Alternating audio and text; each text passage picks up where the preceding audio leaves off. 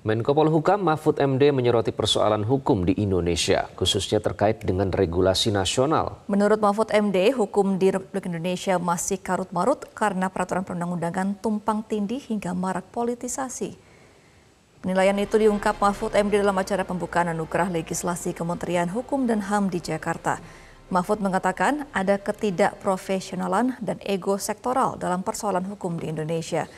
Namun persoalan itu tengah dibereskan, salah satunya dengan dihadirnya Dirjen Perundang-undangan Kementerian Hukum dan HAM. Meski demikian, tidak dipungkiri persoalan hukum itu masih ada.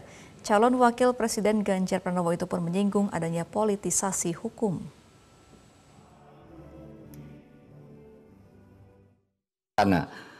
Tapi apakah itu selesai?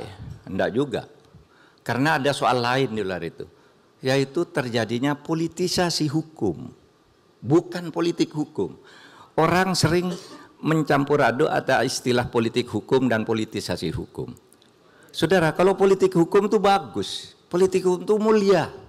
Kenapa? Politik hukum itu artinya hukum yang harus dibuat untuk mencapai tujuan negara. Tujuannya apa? Lalu hukumnya dibuat. Itu namanya politik hukum. Kalau politisasi hukum, hukum dijadikan alat politik. Sehingga kalau saya ingin ini, masukkan aja pasal ini. Kalau ini, masukkan aja pasal ini biar orang itu tidak bisa bergerak. Itu politisasi hukum. Kalau dalam praktek politisasi hukum menekan orang. Kamu kalau tidak kasih ini, awas. Politisasi hukum. Anggaranmu saya potong. Politisasi hukum.